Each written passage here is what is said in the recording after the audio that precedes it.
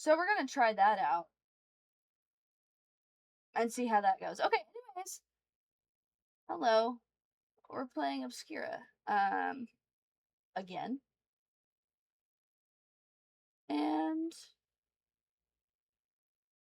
hopefully have a good time. Yep. Black screen right now.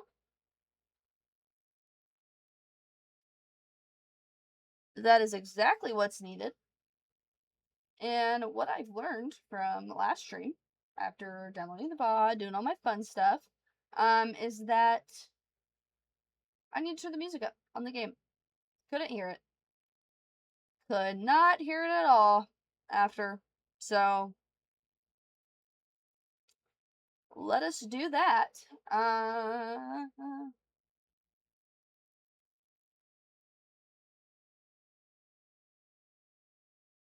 Spiro, beautiful, perfect. There we go. There we go. Hey, we're in, and we're starting. But first, a sweet treat.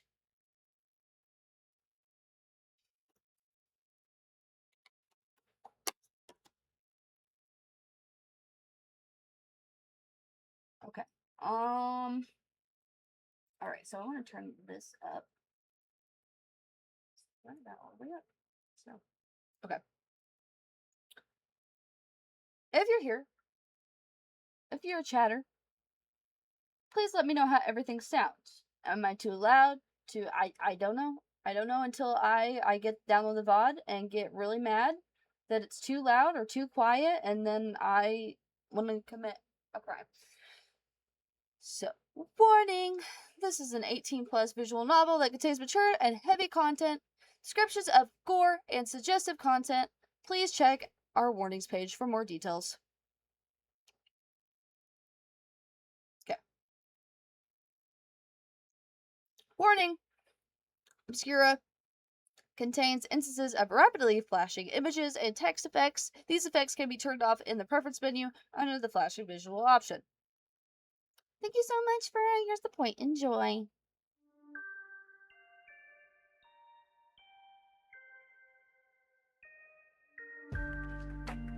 That sounds a lot better. That'll do. That should work. Hopefully sounds okay.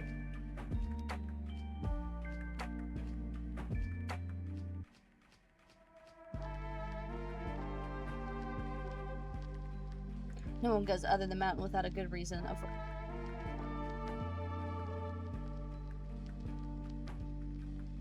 Didn't give me enough time. I had no time. Okay. Yep. So,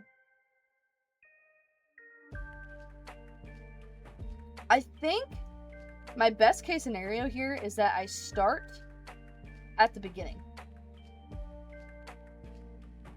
I think that's going to be my best bet. Is starting at the very beginning and then going from there.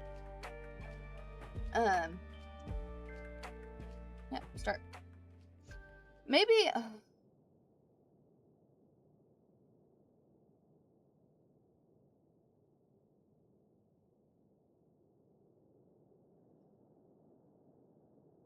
what was that? I think that was like one of the first important decisions.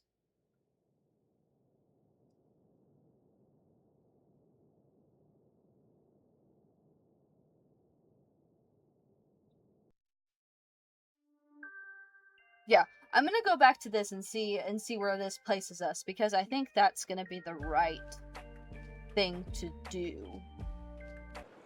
Potentially. But I feel like that's gonna put us at a really weird spot too.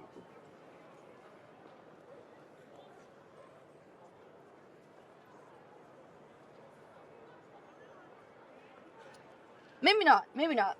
I'm just gonna go with it. Murky colored crystals, vials filled with shimmering liquids and rare animal leathers. But nothing even remotely resembling the ichor catches my eye. The serenity that has filled me at the church is instantly quashed. I remember I tripped up on that spot too. Instead, all I feel is dread. I've already been over this. Would Cirrus know anything? It's worth asking, and it's a perfect excuse to head back to the church tomorrow. Okay, so I think I'm gonna have to,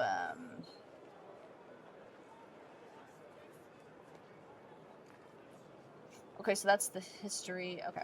Yeah, because... Yeah, I'm just gonna redo it because I think that that's gonna be the safest bet, and that way I know because I can kind of remember what my decisions were previously. What's your safe word? It was pumpkin last time because I didn't know what to put. I think I'm gonna keep pumpkin. I'm good with keeping pumpkin. Yes. Okay. Well, she, her, and then we're Dougal, of course. Always Dougal. Doggle. Dougal. Dougal. Good choice. You have a mask, Miss Dougal. No one would sell me one. Okay, skip until our next decision. We did a flowery mask last time. I say we go for maybe the worn lace and gold trim. Switch it up. I take a mask off the wall and fit it to my face. It weighs on my head, but my mind feels lighter. I see my reflection in the mirror. The people under the mountain have beautiful taste. Oh, that was different. That was different from last time. I hand the gate guard the money owed. I think, I don't know, maybe that was the same. Welcome to the marketplace. I step inside, allowing me into the passage and tunnel and the side of the mountain. Okay, I think we're good there. We did all this. I think I better get some rest. Okay, so I'm going to do a different decision. I think I better get some rest.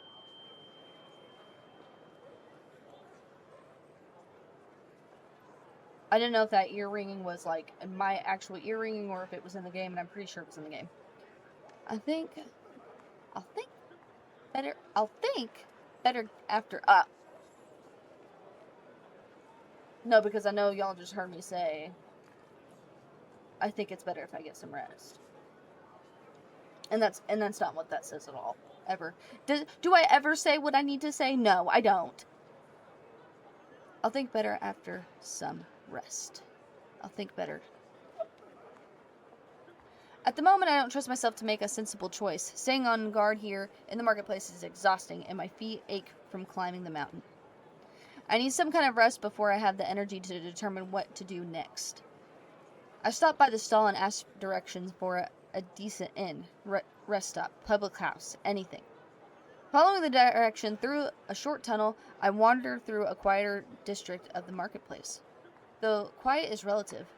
The guest house is a challenge to find, though I hesitate to call the ground down walking paths roads. There are rest houses lining them on either side. The Leaping Bear, the guest house. Okay, so this is remotely the same. So we talked to the bear man, we talked to the girl. Okay. In the morning, or what my body decides is morning, my resolve has hardened. Leaving the marketplace without lunar ichor would render everything I've done pointless. I wouldn't be able to live with myself if I stopped trying. I'm able to order something like breakfast from the Leaping Bear's kitchen and then sit deep in thought staring at a bowl of porridge.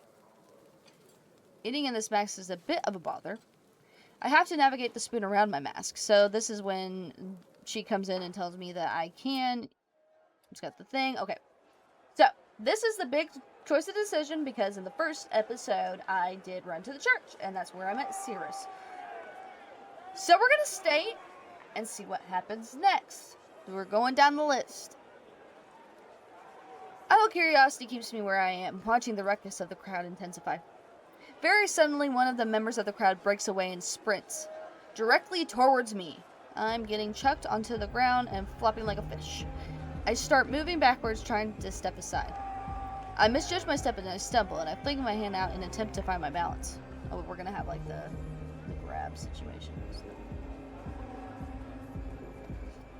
The sprinter slows down very slightly as they get closer to me, slow enough to catch my hand and jerk me forward. I try to pull my hand away, but it's impossible. The runner pulls me along, and I have to use all my focus to keep up with them. Stop! Thief! Thief? It kind of helped my astonished outburst. I was hoping we'd meet him. I was hoping it was gonna be him, and luckily it is. Here we are.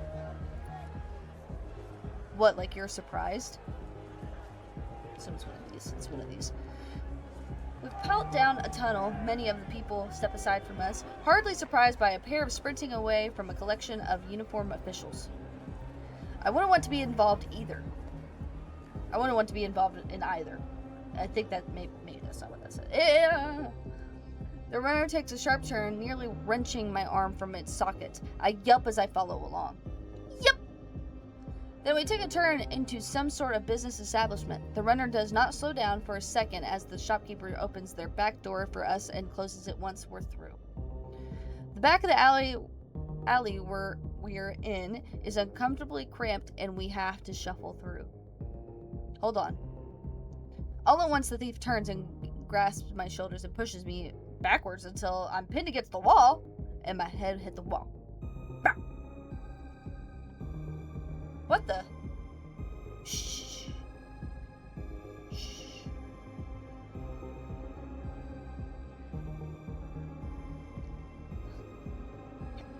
We're both panting and the thief loses it until I'm nearly pressed body to body with him. Stay quiet for 20 seconds. Helpless, I have to follow the thief's lead. I do everything in my power to breathe silently and try to tuck myself behind the stranger. After a count of 30, the thief gives me space. Who are you exactly? Dougal? Okay, Dougal, do you trust me?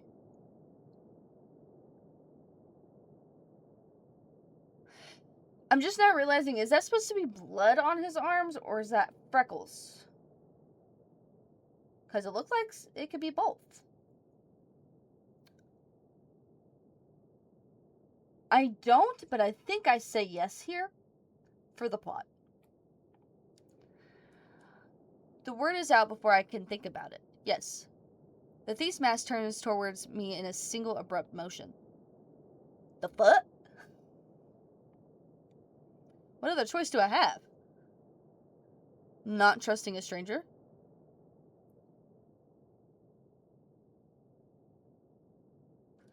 I'm fairly confident that's a masculine voice, sounds utterly gobsmacked. Not in a good way. And what happens if I run off? You get arrested. Then trusting you is the right thing to do. By the lunar god's scars, it's not. He's definitely exasperated with me now, but I'm not about to stop nettling this idiot. Are you suggesting I should go get myself arrested for what sounds like to be your crime? No, you should definitely listen to what I'm saying, but you shouldn't just fucking trust me. Very well, you're a criminal and a scoundrel. I don't trust you. Hello. Dude, I knew that was gonna scare me, and it did. It did. Sorry, I was editing a video, and every time that...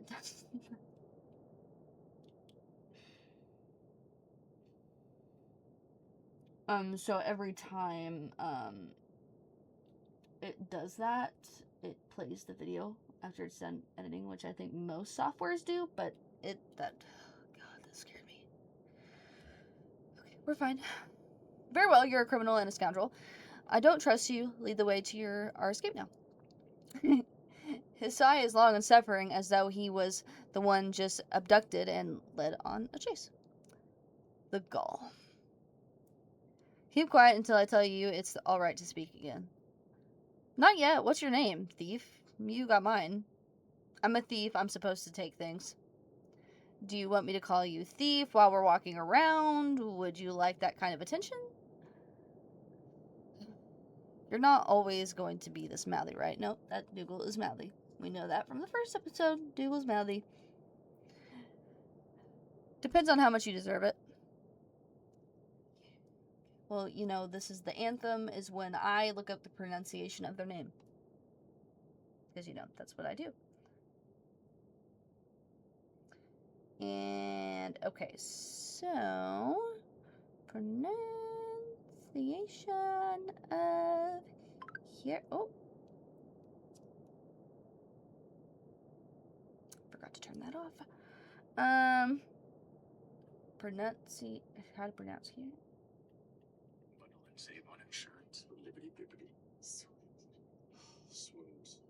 such majestic birds. What? We are looking at how to pronounce this name as well as how to say interesting Gaelic and Irish names as well, so make sure to stay tuned and consider subscribing for more learning. How do you say it? Kier. Kier. Got it. Call me Kier. Pleased to meet you, Kier. Really? Not yet. And now you're going to shut up. Fine. I didn't say you could talk yet.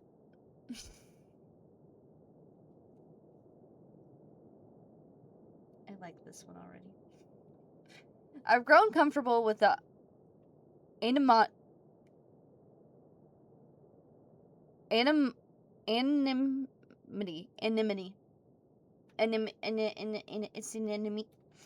of my mask, but it's a great shame I can't show Kier what exactly I think of his sass. To be fair, he's probably thinking the same thing. We sneak through the back alley, shuffling between buildings that seem to be leaning into each other. I have no idea where we are at this point. Gosh, why do I sound like a robot? I have no idea where we are at this point. I have lost sight of all my usual landmarks, and there's every chance I'm in a cavern I've never explored before. Gosh. Kier at least looks to be completely comfortable navigating the space. We stop at a dead end. Or at least, it looks to be a dead end. For a moment, Kier shoves aside a collection of heavy planks and short, narrow passage is revealed. A short, narrow passage. Watch your step. Okay. We have to crouch and nearly crawl through the passage, but it is mercifully short.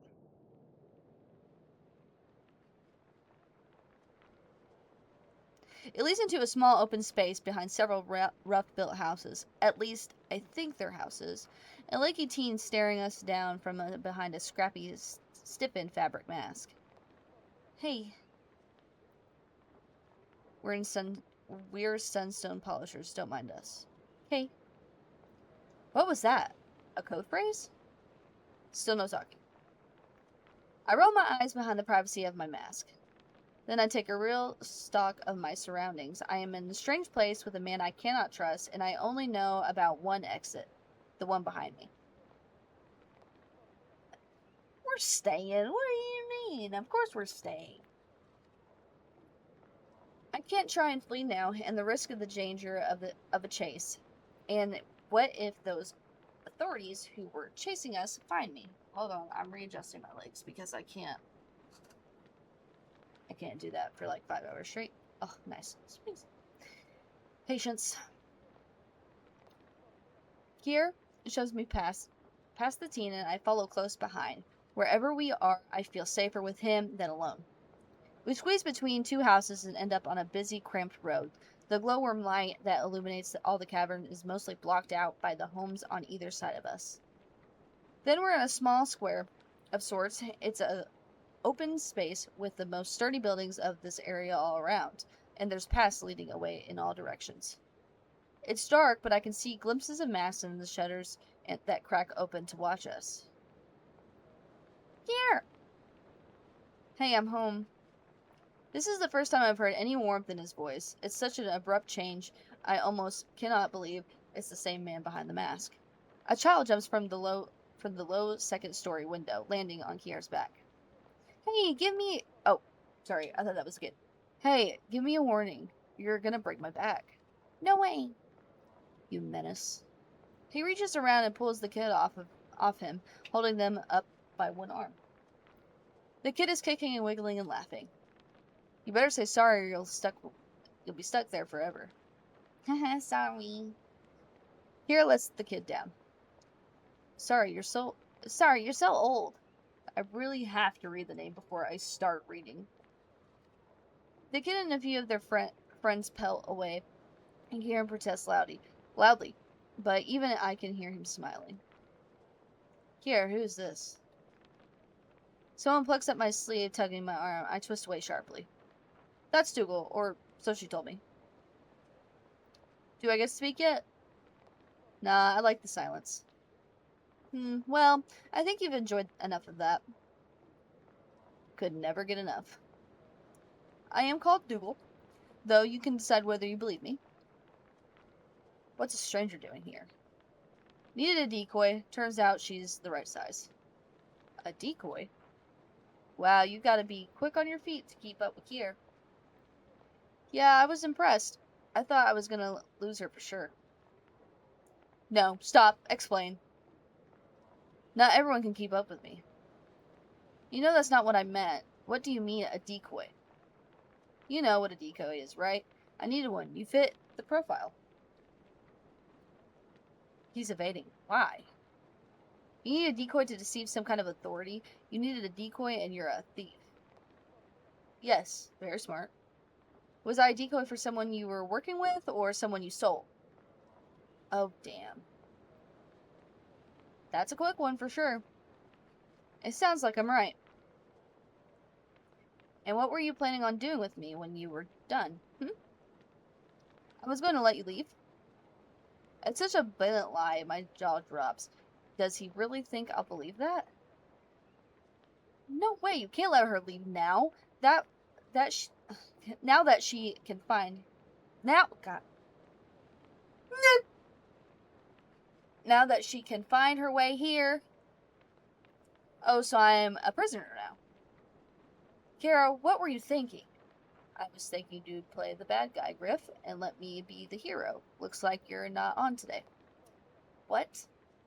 I was thinking that someone who can run and dodge the authorities is an asset. He faces me as he says that. What? What? He did not just try to recruit me. Here, you're insane. You can say that all you like. I'm right. We need her to stay quiet. I wasn't planning on involving the authorities. And why would I trust you when you say that? You might be naive enough to trust a stranger, but I know better. You're the one who asked me.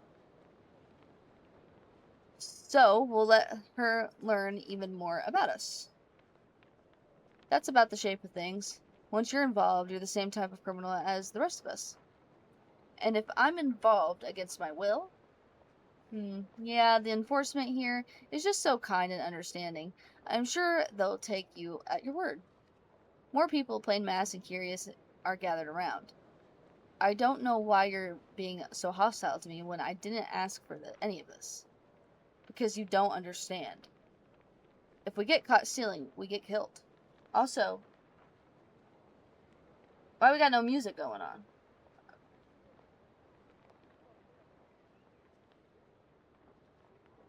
I can barely hear it. The only way we can even start to trust you is if you've also got a noose around your neck. And I didn't ask for any of this. Doesn't matter. We're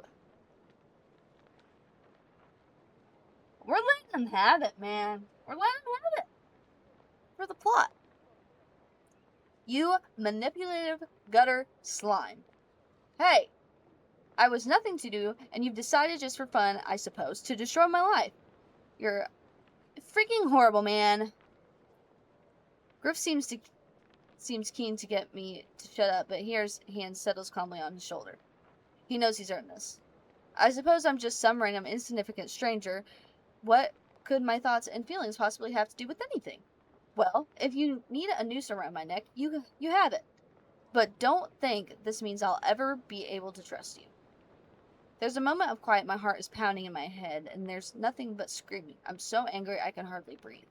This is where I would start crying. Are you done? Like he's talking to a child, not an adult with whose existence he's irreparably changed for the worse.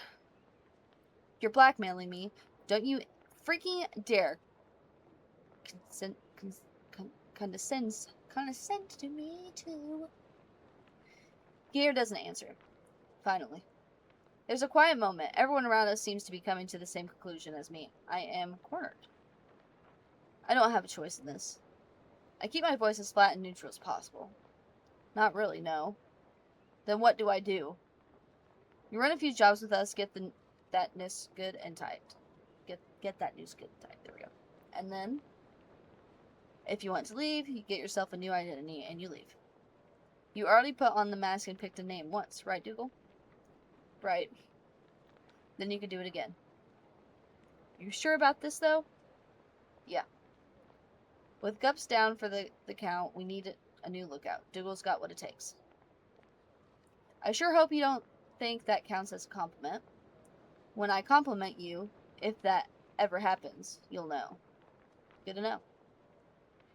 And we're not using Eve because Eve is 12. Don't be stupid, Griff. Fine. I'll do what you need, and then I'm out.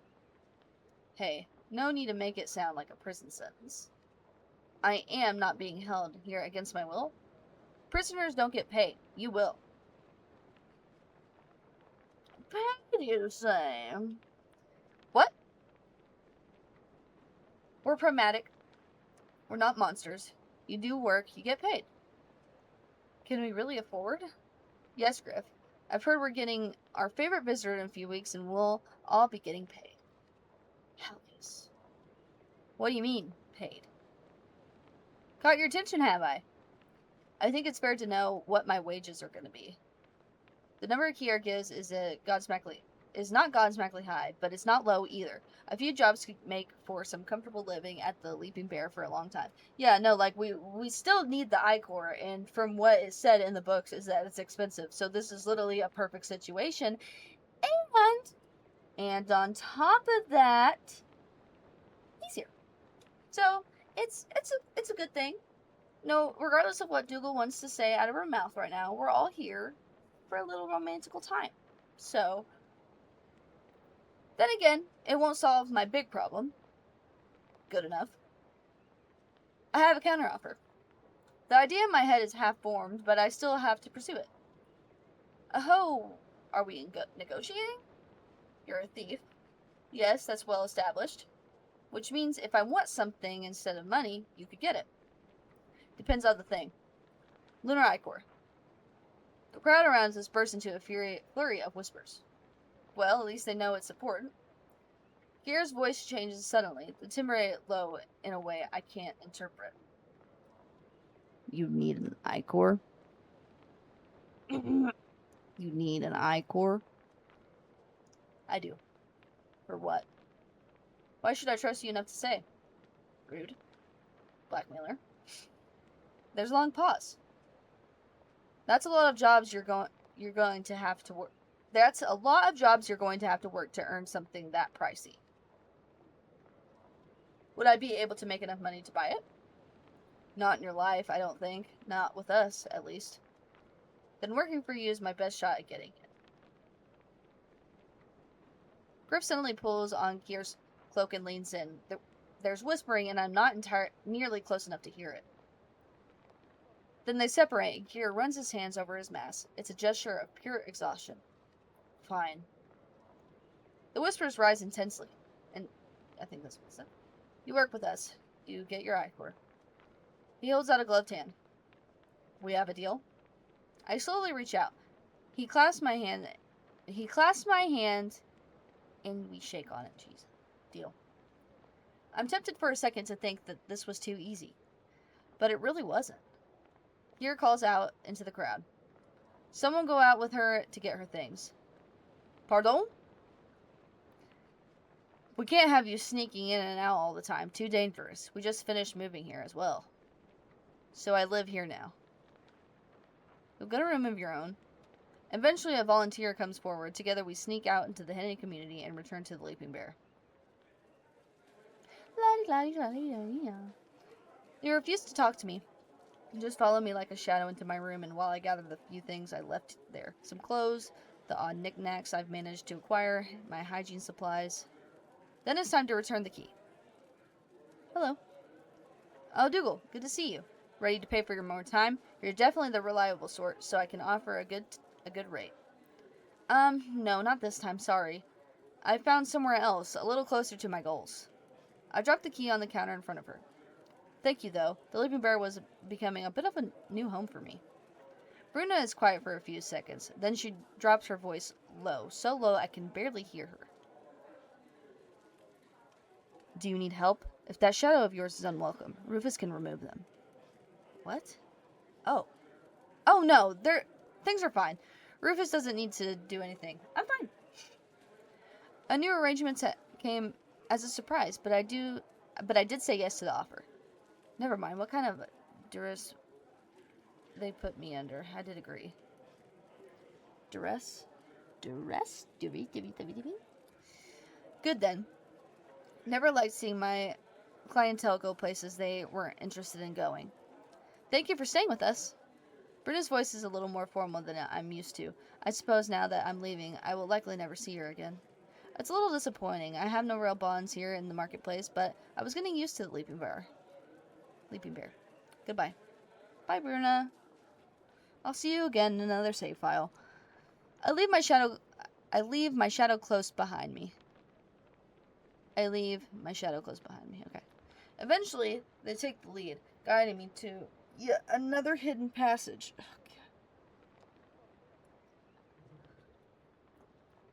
how many ways of sneaking in and out are there? As we enter the cavern again, someone is there waiting for us. Hey. My shadow answers quickly. Don't mind us, just here to polish some sunstones. Then I'm being led back into the tight network of pathways between closely built homes until we're stopped in the square again. Here, I'm done being a babysitter. I see Kier, or at least his mask, turned to face us. Ready? All ready? You don't have to sound so annoyed. I didn't have many earthly possessions to start with. Getting them was easy. Good. We found a room for you, too. You'll be staying with me. You'll be staying with me. Don't sweat, princess. You'll be staying with me. I'm sorry, what? Gear brings home a stray and he gets to take care of it. A stray? Griff Dougal is a person. Username. The way he says it sounds like this is a frequent topic of discussion. My home is small, but I get a lot of guests, so I keep spare room. Then I suppose I should thank you for your hospitality? It would be nice. Maybe later. Gear suddenly stands next to me and pats my back right between my shoulders. Let's get going. I've had a long-ass day and I need to take a break. Are you even going to be able to relax with a stranger in your home? No, but it's nice to pretend. We start walking. By the way, welcome to the mouse hole. What a name for this place. The twisting paths between the buildings are a tangled mess and there's no easy landmark to orient myself with. Further from the square and the homes of businesses, such as they are packed so tightly together that blue-green glowworm light from above doesn't reach us. Instead, the warm flickering light of the lamps and lanterns fill the pathway. It's dim, but at this point that is hardly a problem. My eyes are certainly used to the constant glow of the marketplace. Here we are. It's one home sandwiched tightly between two others, near indistinguishable from the rest. The only identifiable thing I notice are the closed shutters, painted blue instead of a simply sealed raw wood. Woo! Wowee.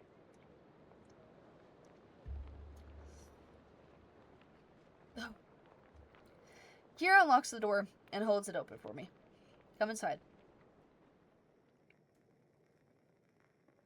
I step in. It's small and cramped, as anyone would have guessed, but when Kier lights the lantern by the front door, I can see that it is a comfortably arranged space. Jesus. None of the furniture matches, but all of it works in some odd kind of cluttered harmony. I'll compliment it, you know. I can be nice. You have a nice home? That was nearly a compliment. I suppose I'll take it. That's all I can give right now. At least I can say that I tried. There's water in the closet behind that door. If you use the water up, you'll have to get more. I can show you where after I get some sleep. Your room is there. The key is in the lock. That's the only key. Don't lose it. Understood. If you buy and keep your own food, that's fine. Otherwise, you can contribute to my budget and share what I get. Any other rules I ought to know? Don't be destructive. Don't make a racket while I'm sleeping. And if I leave? Go around the neighborhood as much as you like. If you try to leave without an escort, expect the watch to notice and stop you. I'm going to have something to eat before bed. You hungry? I'm glad you can't see the surprise on my face. Are you sure? About letting you have a snack? About keeping me here? Oh. Here's the thing, Dougal. I'm not that worried about you murdering me in my sleep. My door locks the same as yours, and honestly, internal rest isn't exactly something I'm dreading. He chuckles a little. If you decide to make yourself into a problem, we can find somewhere else to put you. Griff knows a pretty obscure tunnel that goes straight down, if you're really unbearable. If it's all the same, I'd like to avoid that. It's easy enough to think of this as just another guest house that here is no worse than Rufus, intimidating but ultimately harmless. He steps towards what I assume to be the cooking space. The counter is exceptionally cluttered, but he is able to find his goal with ease, a shallow wood bowl. Here. He takes a handful of whatever it is from the bowl and then holds it out to me. This is deadly poison. Eat up. A closer look tells me that it's actually an assortment of dried fruits. I mean, I'll take a few. I don't think he's going to poison me. No harm in getting a snack. I take a few and Kier puts the bowl away again. He doesn't reveal his mouth as he nibbles, instead threading the fruit behind his mask. I'm doing the same. Well, get yourself some rest. Don't murder me in my sleep. I'll resist the temptation as best as I can. Kier departs suddenly, taking himself and his handful of dried fruit into his bedroom. I hear the lock click decisively, and I am suddenly alone again. Free to indulge in my curiosity privately, I do a quick tour of this front room. Kier certainly made an effort to make this livable space, but that seems to be as far as his efforts have gone. Not much for entertainment here, is there? Maybe he doesn't have friends over much.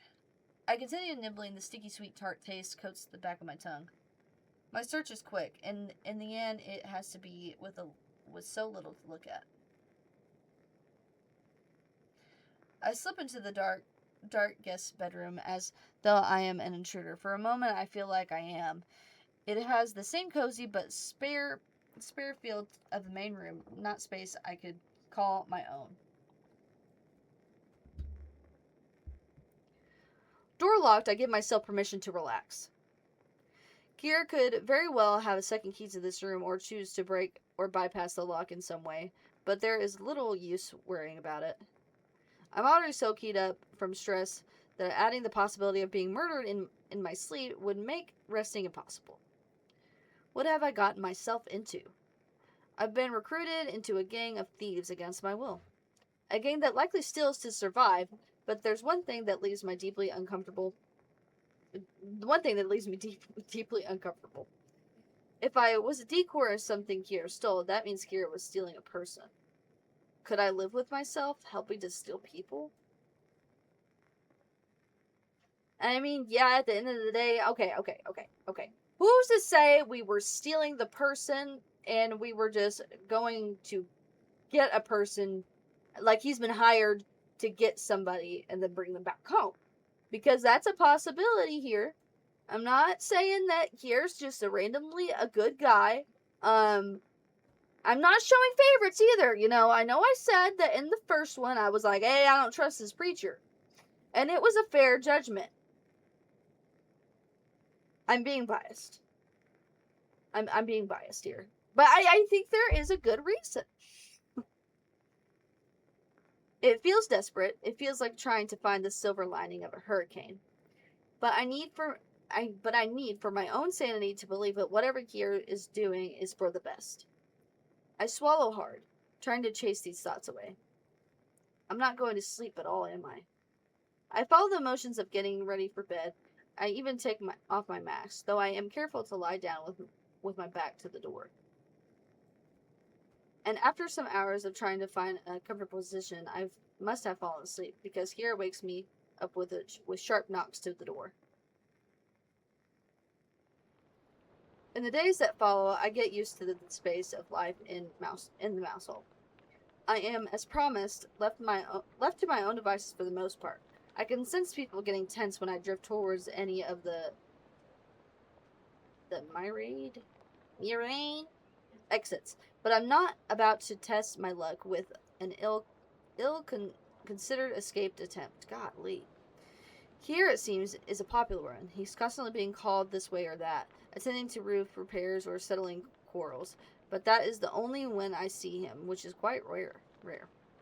We are quite often ships that pass in the night. In my first days, I was largely ignored. None of the regular residents wanted to interact with me. I have to admit, it nearly drove me mad. But once I proved to their satisfaction that I am not a deranged maniac, the people seemed keen to get an additional set of hands in their work. I've chopped vegetables, hauled water, and washed babies, and held a lot of ladders in place. It's not hard work, but it conquers my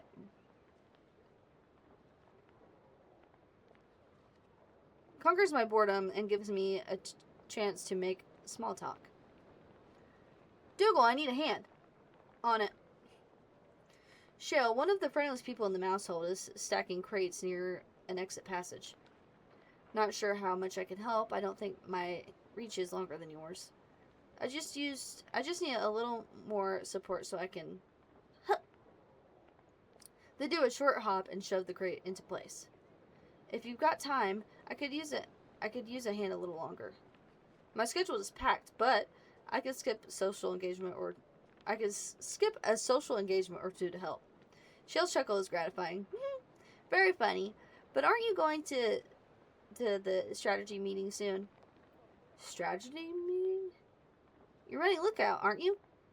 I believe that was the arrangement, but this is the first time I'm hearing about a... Hey, Dougal, we gotta talk. Strats. Speak of the devil. Looks like I'm doing this on my own. I wouldn't want you to skip the social engagement. Thank you, Shale. Maybe there will be some barrels we can roll around later to make up for this. I think there's an empty one around here somewhere. The kids took it to roll each other in it. Lord have mercy. That I would love to see. Are you ignoring me, Dougal? Not in the slightest. You know how much I love talking with you. Bye, Shale. Bye. I make my way towards Gear. I'm a little more comfortable following him, though, the narrow, winding paths of the mouse hole now. What were you doing there? Trying to give Shale a hand. Makes sense. Shale's always finding a good task to get the kids involved in the community work. You're probably right, but I resent that remark. Anyway, get moving. Everyone's waiting on you. You said it like I deliberately dallied. This is the first I'm hearing about a meeting. Then we'll need to fix your communication too. Hey, waiting for me to ask when are you holding a secret meeting I do not even know is a possibility is not reasonable. Yeah, get moving. We duck into one of the buildings on the square. Kier has to duck particularly low. The door frame is unusually short, and he is a fairly tall man. Hey, Kier. Finally found her. I wasn't hiding. Found her just fine, thanks. I wasn't hiding. Okay. I take a seat at a table with several other individuals. The room is extremely dark, even for an underground room, but I think I can see hints of being a pub or a bar of some kind. Real quick, Dougal. These are Lave and Hollow. You already know, Griff. Terrible seeing you again, Dougal. Likewise. One of the other two gives me a slow, casual wave. Lavernia? Lavernia. Call me Lave. My girl here is Hollow. Or Halo. Why did I say Hollow? Like, can I not read the English language? Like, it generally, it infuriates me. The other one, Halo, gives me a near impersonable nod. She's leaned in close to Labe. Not the talkative sort of couple, then. Okay, Griff, what's the brief? We've got a commission. Whack off. Here's already approved it. Don't worry. It's fine, Labe. Griff gave me the full rundown of the client. We've got a commission to relieve the auctioneer of a few choice pieces. Absolutely. I didn't click. We've got commission to relieve the auctioneer of a few choice pieces. Okay, so it's meant to go fast. I mean, yep. Not the auction. I'm not crazy. The auctioneer. That means crossing the ruby walls. What? The what? You've done that half a dozen times, and nearly died each time. We're not dead yet. Not you too, Kier. You're supposed to be sensible. I am being sensible. This is a huge potential payoff, and we have an in. I'm keeping listening. I don't fully understand, but I'm not going to interrupt this discussion without a good reason. Fine. We'll do the extremely dangerous job behind the ruby walls. That's the spirit. So we cross the walls easy, and we all know where the auctioneer's house is. Our inn is the new building being done at the club next door. It's an easy climb from there to the balcony, which doesn't have a lock. You and Halo are going to find and lift the pieces where after here and me are going to be defense and distraction. And Dougal will try to live up the Gup's example. Not a terrible plan. Not a good plan either. His voice is so ghostly, I'm not entirely sure I heard it. Obviously, it sounds dumb without the important details. Griff draws a map on the tabletop with a stick and chalk and carefully walks us through each step. For the most part, I understand my role is, if nothing else, comically easy. Stand by, signal if there are other people around. Okay, you with us, Dougal? I don't have much of a choice in that, do I? A burp and a yawn. Back to back. He's asking if you understand. Almost everything. Almost. If I've gleaned that the auctioneer's home is on the level above pleasure parlor, something you did not explain. Hold on. I've gleaned that the auctioneer's home is on the level above a pleasure parlor, something you did not explain. But I don't know what the ruby walls are. How do you not know that? I've been under the mountain less than a month and you're locals, that's how. Fine. The ruby walls are a series of walls that have a vein of raw rubies in them in the main market cavern. There's gates that theoretically anyone can go through. But in practice, it's space for the rich and the beautiful. Exactly. And it's heavily guarded beyond the walls, hence the danger. Yep. Now I understand. So, I wonder if at some point in this game, you get to see them without their masks. Or that's the whole gimmick. Or I wonder if we have an interaction where my mask falls off mysteriously. I trip and fall on the ground. A rock knocks off my mask. But he reaches out his hand. Just in a glimmer of 30 seconds, he pulls me up. And then we're face to face. And then my whole world has changed as the man I've loved has seen my face. Put me on the team. And in the future, you'll speak up immediately if there's something you don't know. You're always telling me not to talk, and now this. I'm serious. I'm not risking my own neck to save you if you're in a stupid situation. You get in trouble, you're on your own. So I'm an acceptable loss. Exactly. Let's get ready to go. Wow, none of y'all care about me at all! The four of them stand up. I follow their lead. My cloak is just barely fine enough to be worn beyond the ruby walls. But the other four take the chance to fancy themselves up. God, back in these awful things. Here holds up a heavy, ritual embroidered cloak. Imagining him in it is comical. Laughing at me, Dougal. Yes. Ha! And you, Lave? She shrugs. She's right. You look stupid in that. Can I see the embroidered cloak, please? Am I going to be able to see that? Am I going to get a fun little side scene? A fun little image? It doesn't match. It really doesn't. I keep telling you, buddy, you're made of iron, not silver. Griff's already in his disguise. Like, you're one to talk. You look like a child going in through Daddy's closet. You have short stature and casual posture. Leaning into gear is completely at odds with his jeweled hood and satin cape. Knowing that honestly makes it... Knowing what he's like honestly makes it even funnier. You look like you robbed the Satine without a lantern. The Satine? What is the Satine? He already hates... No, I think it's a part of the banter. I'm gonna join in. You look like you throw a pillow... You look like you throw a pillow...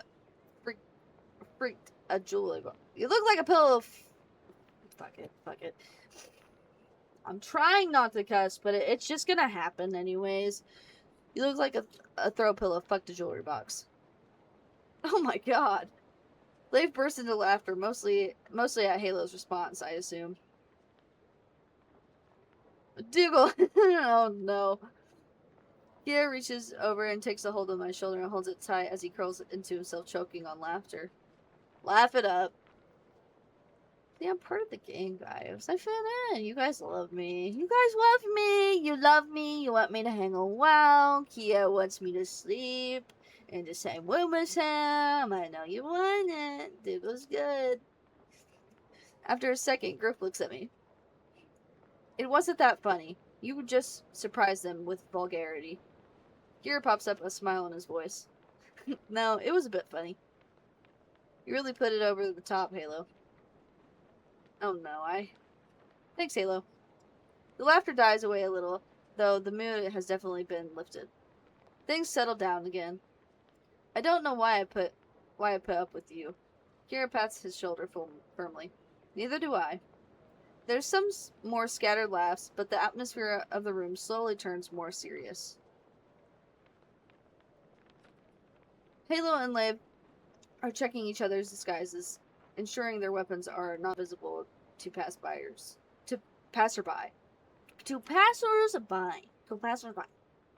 Kira checking over his own knife carefully. It's beautiful and likely quite old, unlike the rest of his daily wear. Should I be armed? It's not a good idea, obviously. I'm in a rank device, and I am a rank... Okay. I would be far more likely to be stabbed with my own knife than use it properly to defend myself.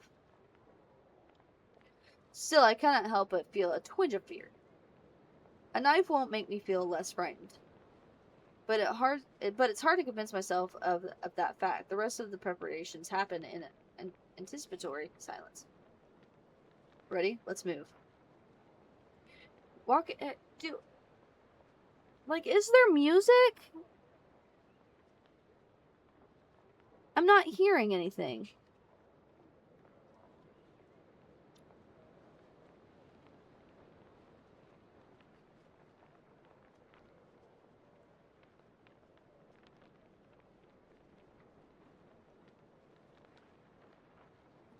I hear a little fire.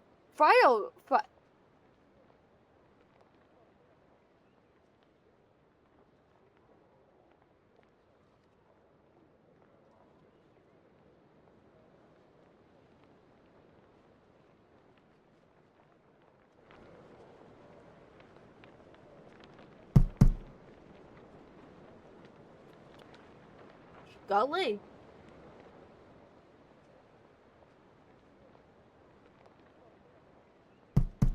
Okay, that's fine. That works.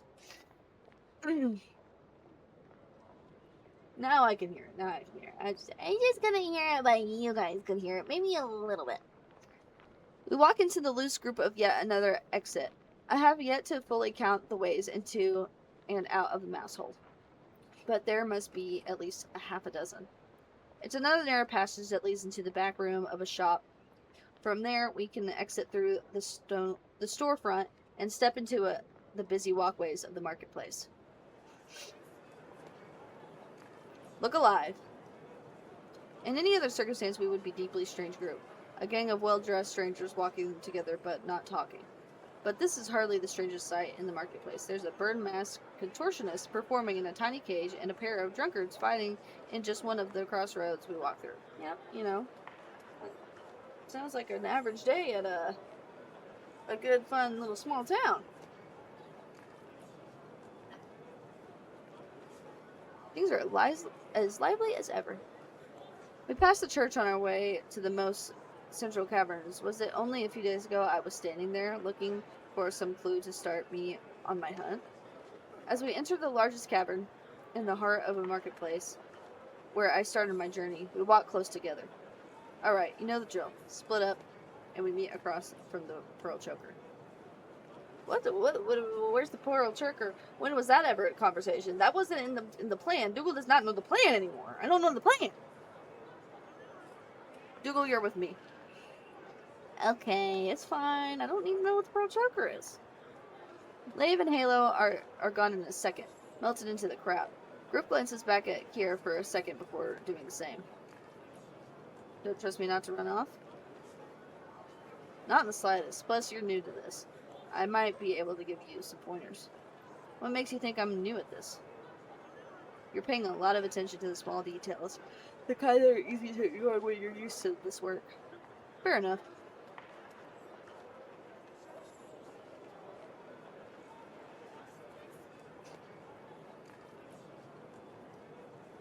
Yeah. Believe it or not, my surface life had very little thievery in it. You know, I think I can believe it. But I said it before. You're quick. As long as you're not about to get high and mighty about stealing, you'll do fine. Based on what it is, the auctioneer. What is the auctioneer like? She's someone who would sell literally anything if it means getting cut. And what will we do with our finds? Sell it to a different asshole who'd do anything for a cut. I think you'll like him though. He's got a tongue as quick as yours. Is that all you think I am? Maybe if you talked less, I'd understand you more. Not a chance. Worth a try. And here are the walls. Take them in. My first impression is that they're nothing special. Stone walls about twice as tall as the average person, smooth enough to be nearly impossible to climb barehanded. And then I notice the flickering lights. The rubies in the stone have dug around and polished where they sit so they catch the light. They glimmer like candles, but the color is richer and redder than any fire. What? Where did I get life? Where was that even on there?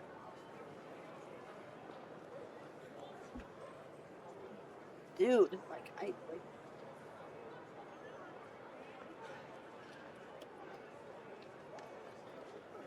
sweet treat time. Sweet treat time, sweet treat time.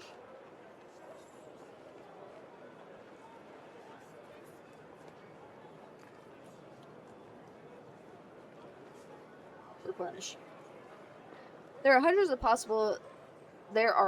possible thousands of them. It's subtle and beautiful. And here's our great. Brace yourself. Kira seems to set his shoulders and marches forward, leaving me to hurry and catch up to him.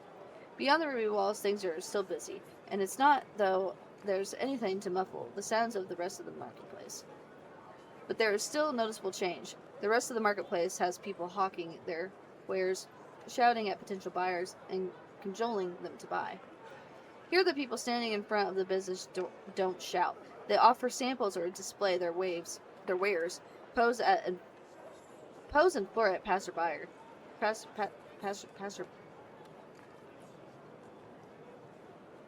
Passerbyers? I see. I thought it was passerbyers.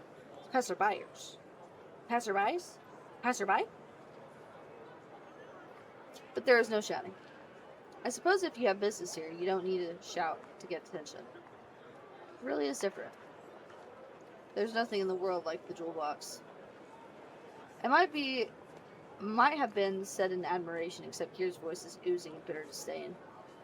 Kira and I walk side by side, taking a few turns to avoid direct path to the pearl choker. He stops to look at perfume bottles and little ivory statues. I pause near a window, blazing with light, a laser shot. You know the plan. I know the plan. You know where to hide. I know where to hide. If you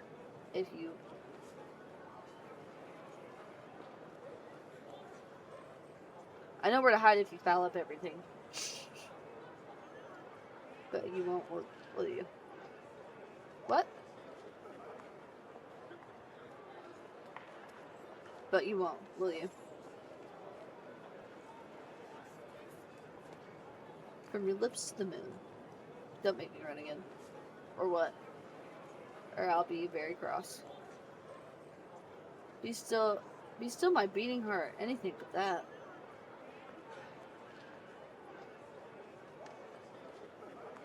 You'll stay safe, won't you? I have no plans on dying. What about not dreading eternal rest? I'm not afraid of dying. I still don't want to. But with my luck, I'd get done in, and I'd hurt like a bitch. Then you'll stay safe. Kira stops and turns to me, where the stones in the river and people around us who pay us know mine. Kira reaches out and gives me 1-2 soft pats on the top of my head. Also safe. You haven't seen the half of what I can do. His voice is warm and confident. That was cute.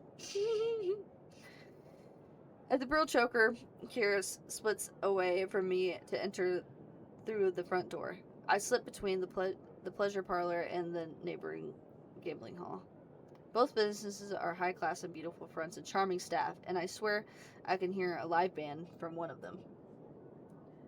But it doesn't matter how pretty the buildings are. All the alleyways are the same. There is such vague sense of grime and hostility. I'm definitely not breaking any rules, but I'm also certainly not welcome here.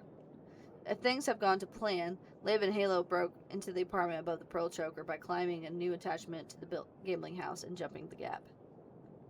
Griffin here are going up through the inside using a staff passage.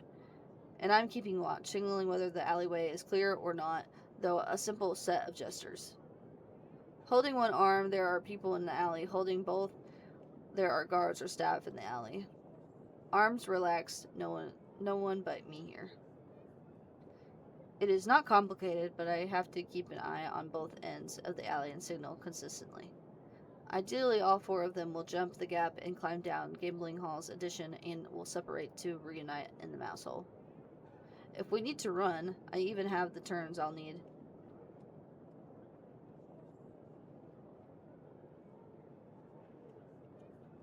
I'm tripping balls. If we need to run, I have the turns I'll need to take in the crossroads memorized. Straight through and first crossroad left, then left again, right, and if I don't see how I'm in the situation, you know, you tell me to go left, I'm going right. If you tell me to go right, I'm going left. Like, I mean, it's just, it would happen. And if I won't be seen, I go into a hide in the butcher shop.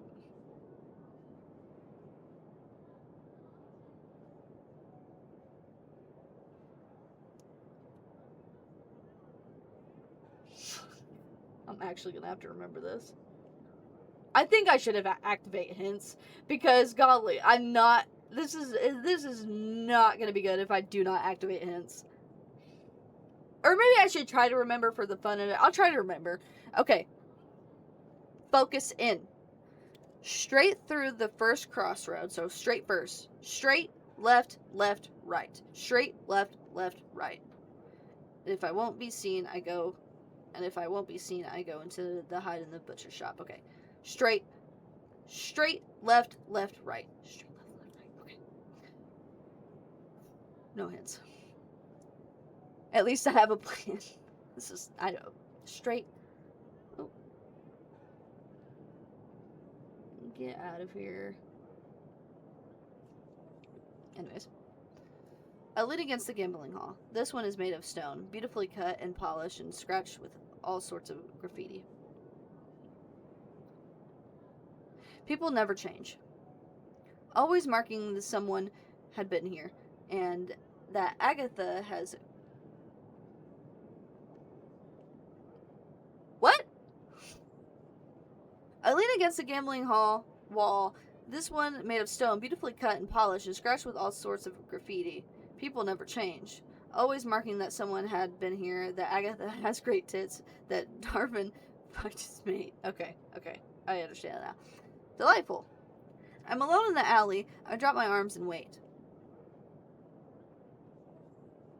I'm cool. I'm chill. I'm with it. Ooh, but body buzzes and excitement. No, I'm chill. I'm neutral. I'm not cocky. I'm just here. I'm gonna do good. I'm not gonna forget the directions I need to go if something hits the fan.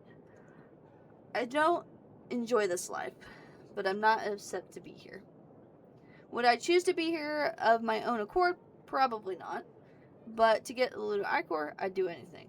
At least this is something I can tolerate. But for the moment, I have to put those feelings away. For a short while longer, I'm completely alone.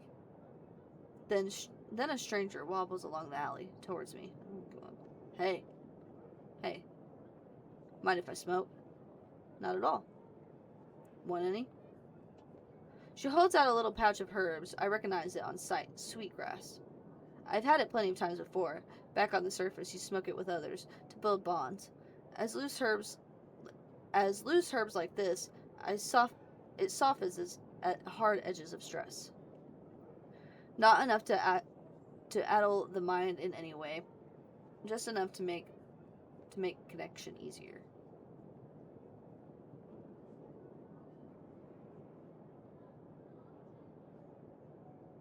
It's not a guard. Shit!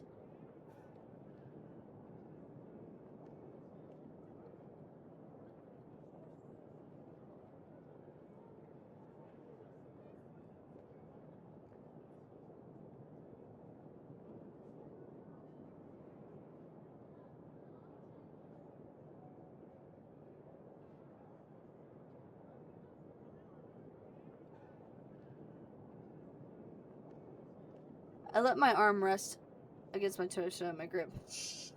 There was no way. I didn't think that was going to be the thing I had to remember. I don't know why. It just didn't clock. I let my arm rest against my torso and grip my elbow firmly. Sweetgrass, right? You know it. Every teen learns to grow it where I'm from. Lucky you, I only found this stuff down here.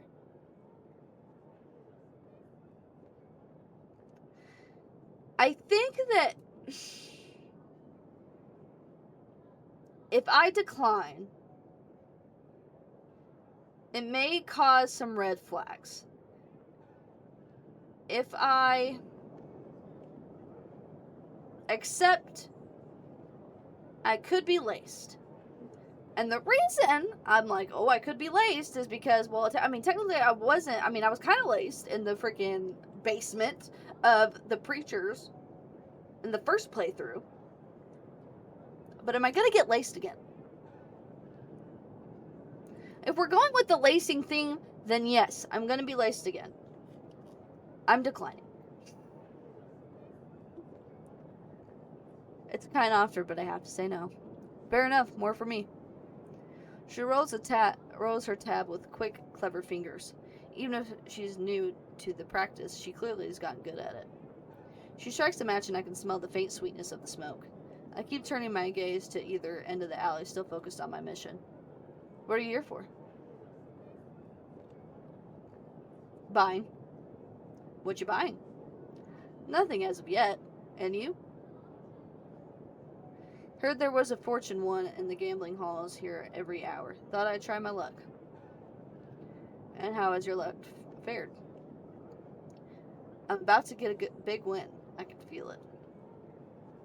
Not well then. Maybe made the lunar god smile on you. Oh, you're a loony?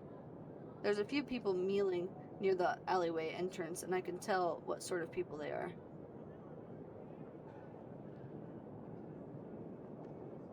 Well, most people here are. A lunar blessing felt appropriate. It's so strange, though. The lunar god makes everything perfect. The lunar god ruins everything. And then people here worship the moon? I was never one for the theology myself. Whatever.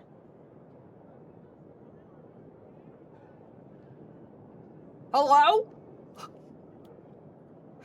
One of the people at the end of the alley starts coming in.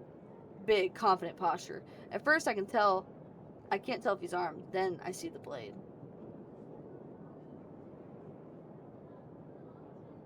It's a guard. Because he's got like a cape on. They get closer. Hello. Any reason you're loitering back here? Oh, I didn't realize we were loitering. We were just having a break. Yeah, we were sharing some sweet glass. Want any? She rumbles through her bag, but the stranger cuts her off. No. They point at me.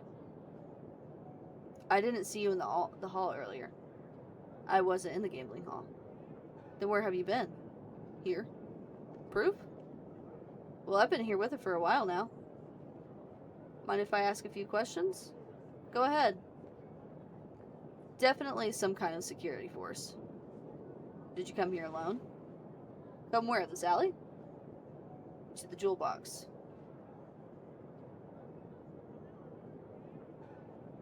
Yeah, I'm a newcomer to the marketplace. I wanted to see some sort of the size people keep talking about. This alley is nothing special, but the rest of the jewel box is very nice. The posture portrays nothing. Then I see my friend here with some seagrass and I decided to hang around for a while. That's what happened? Yeah.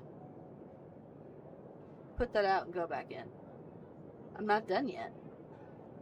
I'm talking to this one, alone.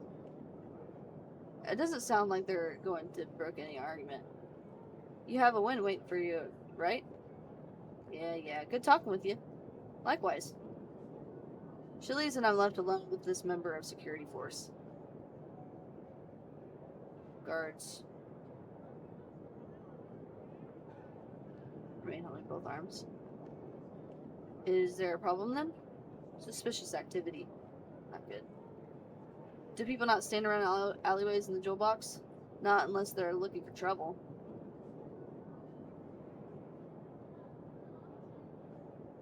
I was just looking for a little bit of quiet. With another person? Better one than hundreds, I would say. The stranger's posture somehow gets more tense, like they're waiting for me to book it. Why are you here? And the jewel box or in general? The marketplace. Buying. And you had time to wander around? Turns out not everything is for sale all the time. I'm waiting for a shipment to come in. That should be enough truth to convince them. Oh god, you step closer. And what have you been doing while you wait?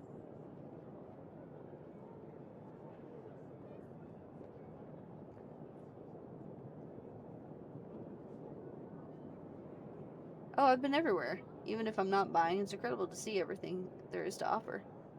The staff at the Leaping Bear have been very good at advising me where to go. No answer, but that's better than a bad one. Open up your cloak. What? I need to check you for dangerous objects. I mean, I'm gonna accept because I don't have anything dangerous on me. I didn't carry a knife. Good thing I didn't take a knife. Yep. I opened my cloak and put up with the security officer examining me with an almost intimate closeness by the lantern light. It's uncomfortable, but there's only so much I can do. I did consent to this, technically. As you can see, I'm just an ordinary traveler. I agree that you're not carrying any weapons. You're free to go. Sorry? You can leave now. My first instinct is to tell them that I want to stay here, but that's not going to go over well. I'm waiting for someone here. The wait in the tea parlor across the road. Clear out. I'd rather not. They stare at me, and I suppose they're trying to parse exactly what I'm thinking. You've been cooperative, so I'm going to extend the courtesy to you once. Get out of here now before I have to take you in for suspicious behavior. I freeze. I can't leave. But I've been staying. Shoot. I freeze. I can't leave, but staying is also no longer an option. I'm almost grateful that in this moment someone chooses to leap from the balcony above above and land on an addition to the gambling house. It's here. He lands before the security officer can say a word. A knife flies past his head and stops in the... Oh, gosh! And stops in the officer's gut.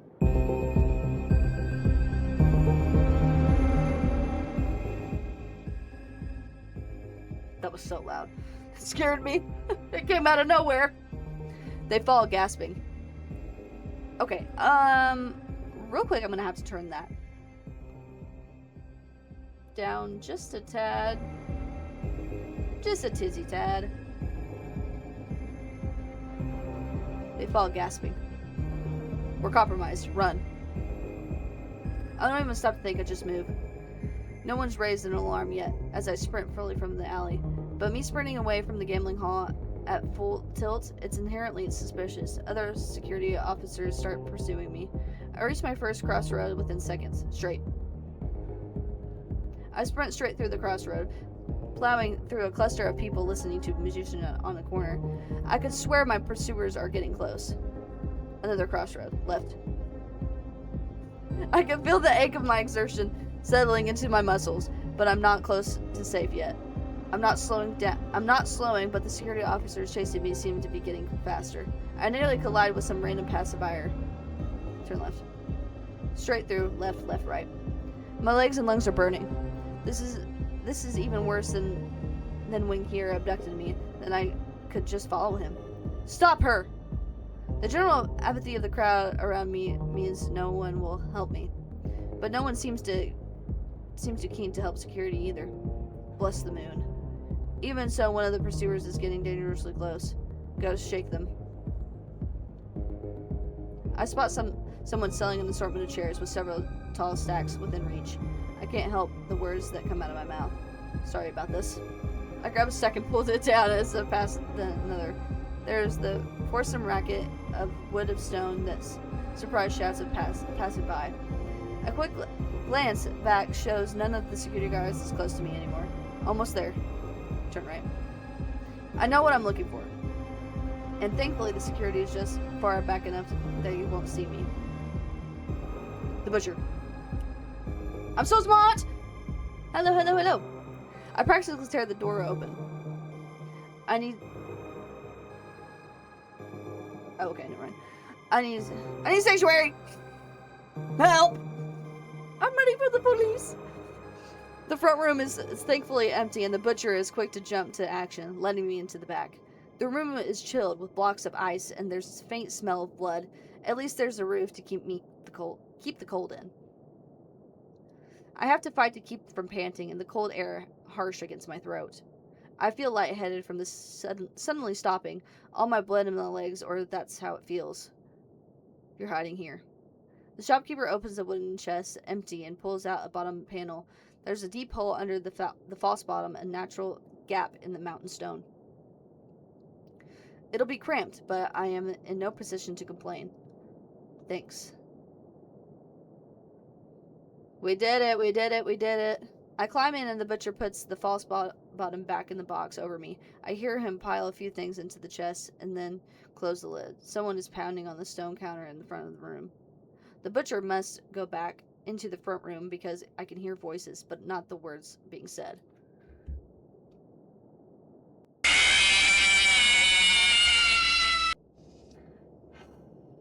You mother...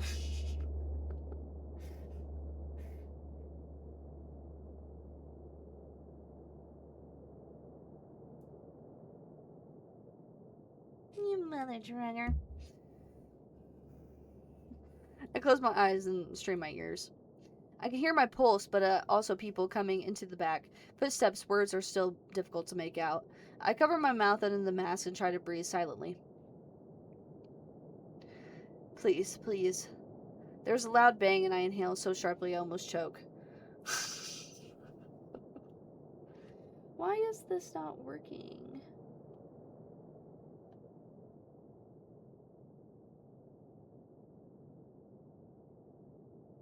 I don't know.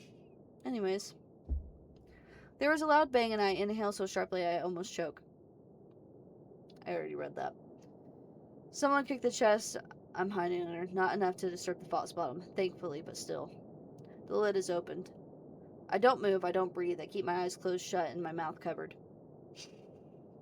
Screaming honey, screaming honey. Yeah, I don't know why I don't know why the chat's not popping up on the screen, but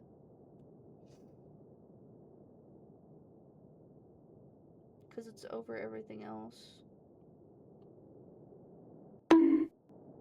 Bonk. Dude, why every channel point? Please. The lid is closed. The footsteps get further away. In the darkness, I pull away my mask just enough to run my hands down my face. It's back on when the butcher comes back to get me. Yeah, it's okay. It just, I tried to fix it. It didn't want to work.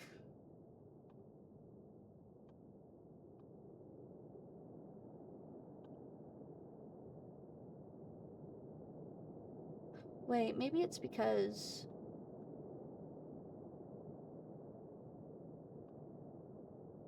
Let me try this.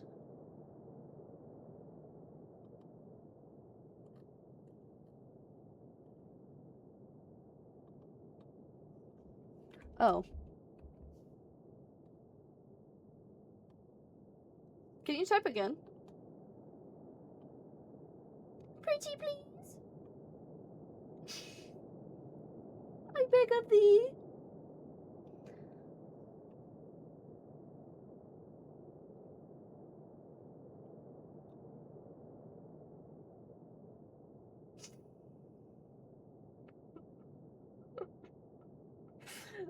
Okay, well. Oh, wait. Oh, wait, no. It said it was...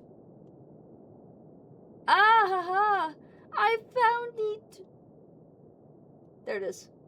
Got it.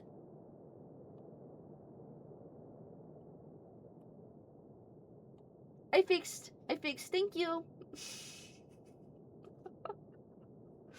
I appreciate it.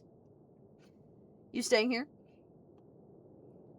For an hour or two, if that's alright with you.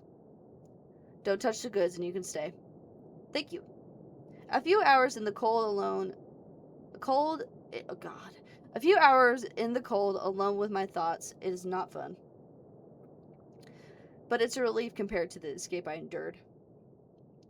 When I feel the coast is clear, I leave the butcher and make my way to the safer side of the ruby walls.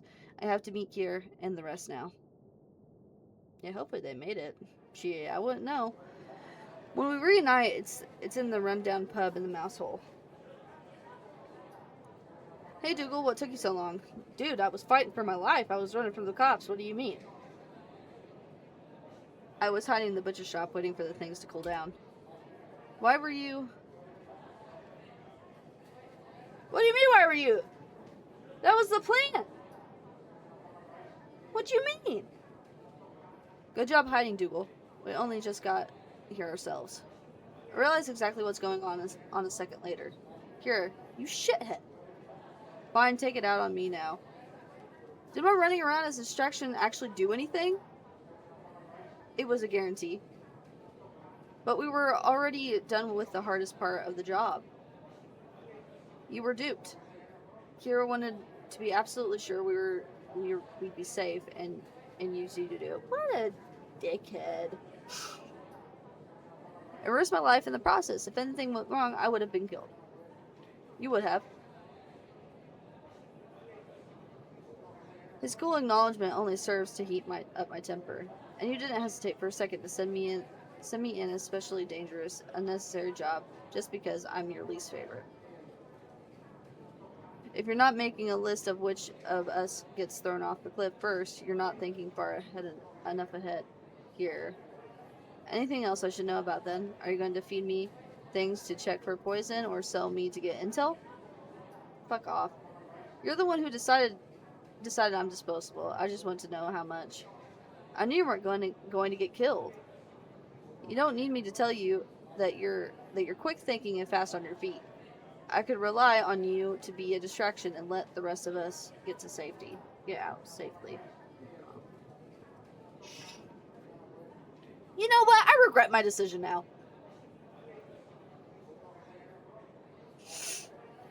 But you couldn't let me know what I was doing.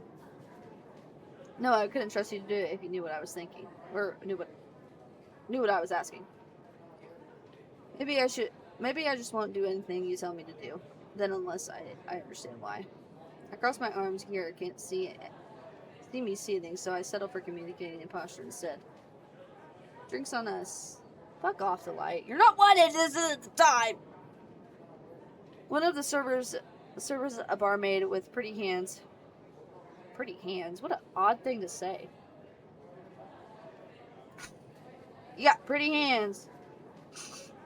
One of the servers, a barmaid with pretty hands and a full flat moon mask, delivers drinks to our table. I'm pretty sure her name is Delight.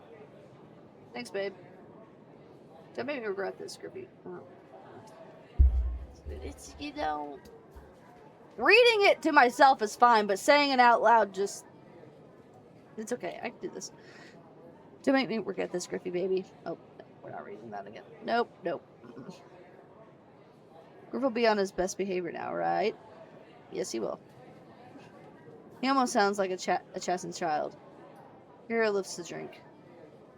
To a successful run. Dude, I'm not drinking with you bastards. Do I get a choice? Can I have a choice to leave and storm out? The others raise their takards. Oh. I could choose either water or... Dude, I'm choosing the alcohol.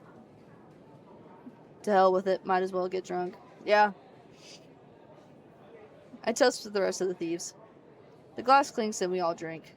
Dude, I wish I could have stormed out. Just have a pick me run out of the bar. He chases after me. No, that's fine. Well, show us the loot. I think we've already looked at our prize, right? Yeah. Halo and Lave go through their pockets and drop some small things on the table. Got scars, that's the stuff. Griff turns to the server. We got a couple of good necklaces, nothing wild, but we're not gonna turn our noses up on that, right? Some compass stones, some compass. Compass? Really? Are we serious? Some compass stones. A few rare coins that I know will go to a good home. And the bit we got commissioned for, a genuine... A witch ring? You're serious? As the grave. Well, that sounds very impressive. Maybe even worth putting our lives at risk for. Witch rings is power to the wearer. Oh. The longer you wear it, the more power you get. Dude, what? Give me that thing. It's just about the only magical thing that won't ruin your life. Well, it won't ruin your life directly, but there's a lot of fighting over them. Yep. And that means people willing to pay a lot to get their hands on one. What a treasure. You're telling me, D. Halo puts away the spoils of our adventure. And when good old Hemlock or Absinthe, yeah, maybe. He's calling himself these days. Shows up payday. You're gonna be rich, Dougal. I can hear him smirking. The drinking goes on for hours. I hear a lot of songs, more than a few stories about other gigs they've done. Halo eventually brings out a deck of cards. She also wipes the floor with us. For someone as shy as she is, Halo's a regular card shark. Then Lave yawns, and she and Hollow go home to rest. Griff follows Delight into the back. Let's head home, Dougal. I feel exhaustion seeping into my bones. Let's go. Oh, shit, sorry. Kira and I stumble into each other as we walk. I can't find an enemy to be bothered when he bumps into me. The booze sloshing around in me loosens my lips and words start spilling out of me. You're a real bag of dicks, you know that? Tell me something I don't know. Just a terrible piece of work. An absolute wreck of a person. I wouldn't trust you as far as I could throw you. I wouldn't trust me as far as I could throw myself. Pretty far. He rethinks his choice to show me how far he can throw himself just in time. Anyways, or am I... No. God damn! Anyways, why am I at bags of dicks this time? I could stand to be in a lot less danger. You think I don't feel bad about this whole thing? If I could snap my fingers and tomorrow no one would get murdered, if the beautiful people found Mousehole, I'd do. God, Jesus! If I could snap my fingers and tomorrow no one would get murdered if the beautiful people found Mousehole, I'd do that instead of making you work for us. Okay, Jesus. But I don't have magic snappy fingers. Not even sure the Mousehole is the first thing I'd save with magic snappy fingers. No? There are people getting sold in every auction, and that's just the legit stuff. The marketplace is hell, Dougal, and a lot of people never know it. Ever know of it. Jesus. Then why are you stealing? Oh my God! I need to be put down if I can't read. Sweet treat.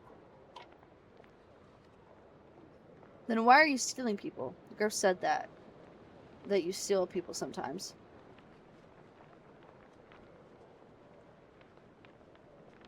Okay, he's drunk, so maybe I'm supposed to be reading this dumbly.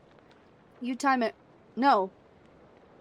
No, it's right. In my head, I read it wrong and didn't say it. You time it right. You can steal a person who's been bought and set them free.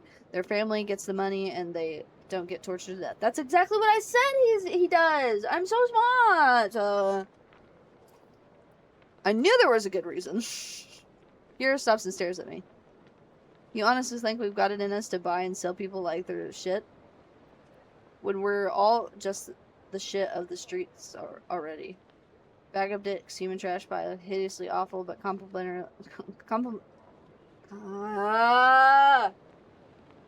You know what? Maybe I just need a moment. Maybe I just need to take a break.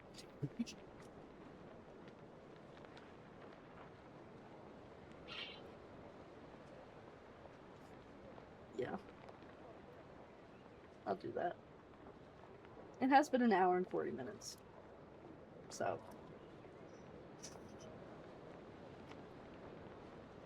I can't get my sense open.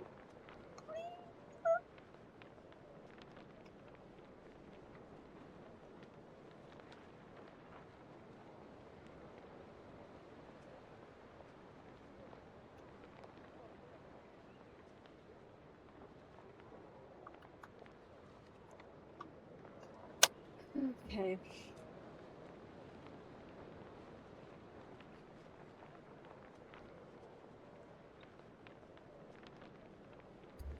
Alright.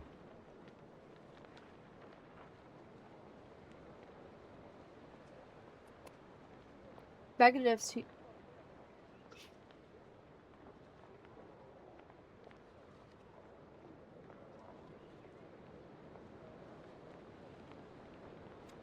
Bag of dicks. Human trash pile.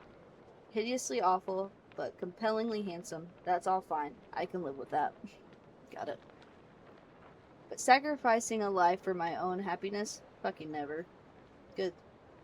Yeah, good. And what about you?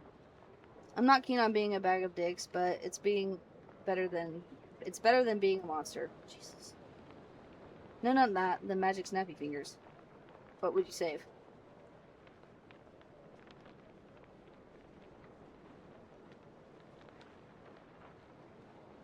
What the hell's the downtrodden? I mean, I guess I'm gonna pick that.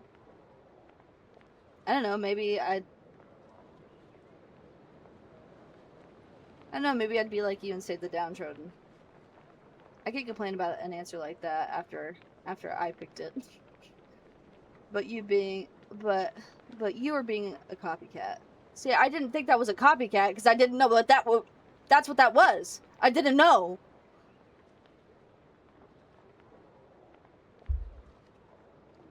I mean, I feel like the other answers he's gonna be a dickhead about it anyways, so. I can think of worse things, Mr. Bag of Dicks. And you wouldn't save yourself? What? You want the lunar anchor, right? Ichor, right? It's for you, right? Yeah. Why? What is it for? Oh, why not? Okay. I wanted to get into this. Like, what does Dougal have? It's called a fractum anema. It's an extremely rare illness. Deadly. Eventually, it's not a quick killer, and it does a lot of other nasty stuff. Not really a fun post-job chat topic, though. I'm sorry. It's not your fault I'm sick, right? No, still, sorry all the same. Thanks. Like, hold on.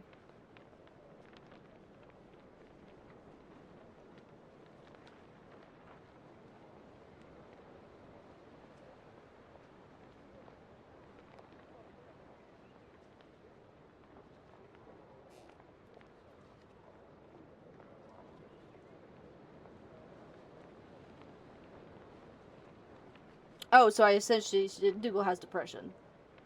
Dougal just has depression. I looked up what it meant, fractum anema, and it says the illness depicted as a mysterious with causes ranging from emotional heartbreak or trauma to mundane actions like slipping on ice. Fancy word for depression. Got it. Okay. Feels good for someone not here to know about it. What I'm going through.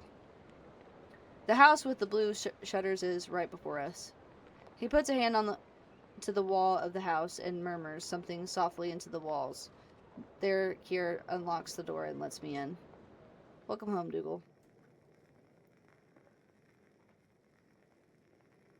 He's still standing in the doorway. It's a resting image. The man who is ruthless and generous in equal measure, welcoming me into his home both as kindness and blocking the door. What?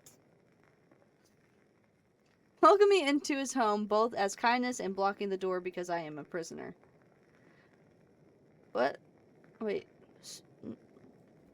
Hold on! Wait a minute. Run it back. He's still standing in the doorway. It's a.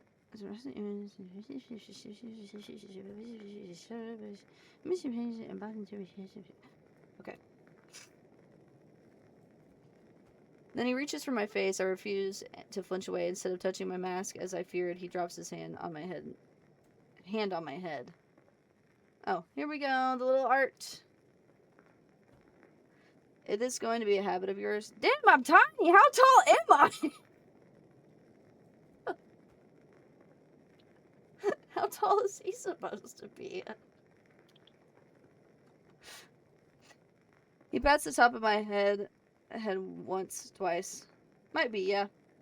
I'm not a child. Well, you look kind of as tall as this one, Dougal. You're not. He doesn't stop. You're sure fun, though. Thanks. He huffs out a little laugh. Despite everything, you're a good egg. Despite everything? You talk too much, you're sarcastic and mouthy. Point taken. But still, good egg.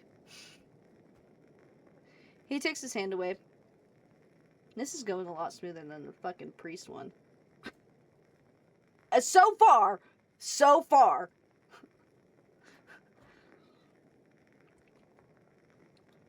Alright, enough of that sappy stuff. I'm tired. He closes the door behind him and heads for his room, scooping up a snack. I'm left alone in the room. I'm exhausted, but I do feel a weight coming off my shoulders. For now, it's home. Damn, that's it for that one?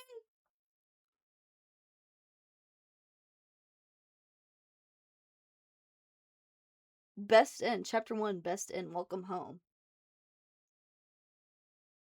Huh. To be continued. Damn.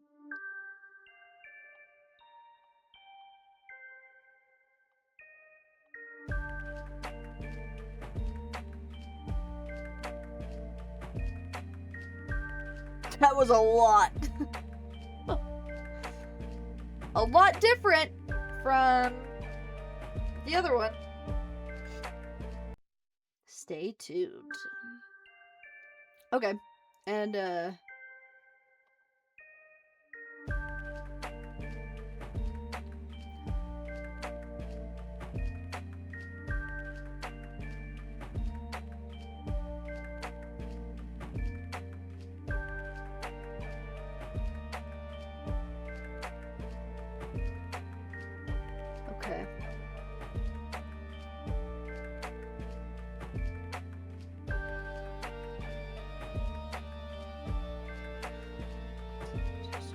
This is your safe space, calm, judgment-free zone. It will always be accessible for you. There's certain options for you here to so take a deep breath and select what feels best. I want to talk one-on-one with the main character. I want to be guided through aftercare on my own. What?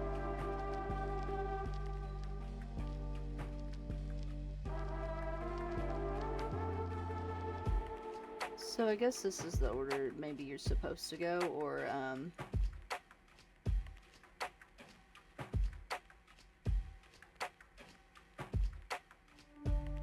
there are so many different endings!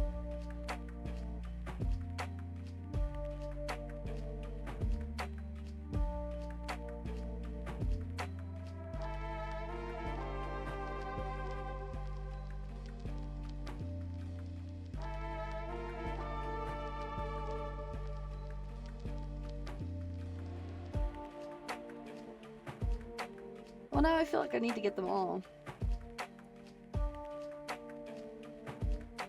Maybe I'll go back through once I do all of them and get an ending for each one. Kind of go from there.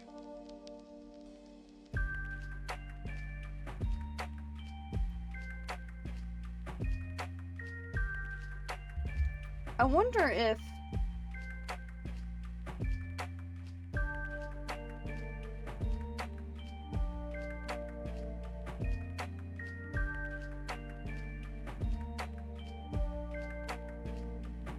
neutral end.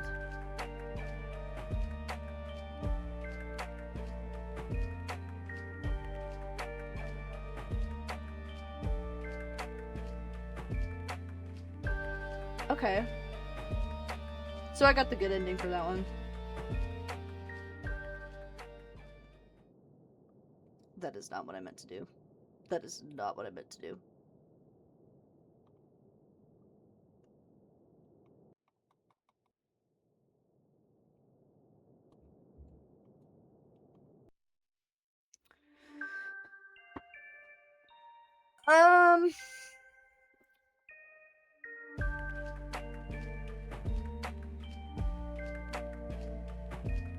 I didn't even meet that character. Who is Oleander? I'm so confused about that.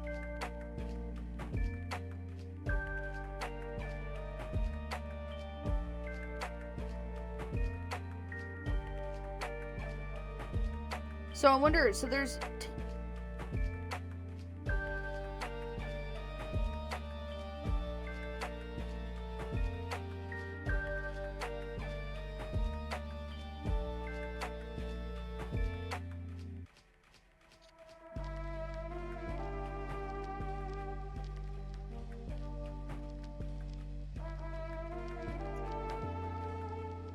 Okay.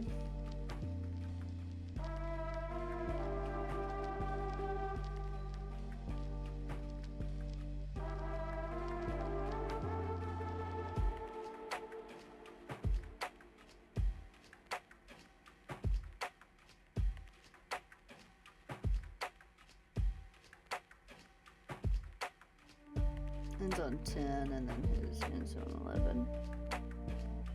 Starts at 11.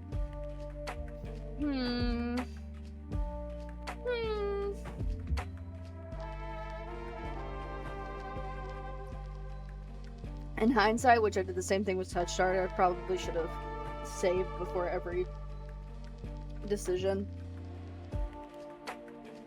to see what I could potentially get,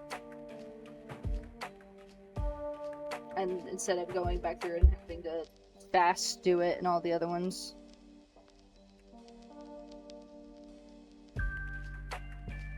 I think this is a good break to see, depending on if I'm going to play more of this or get on to something else. So break time, break time, break time.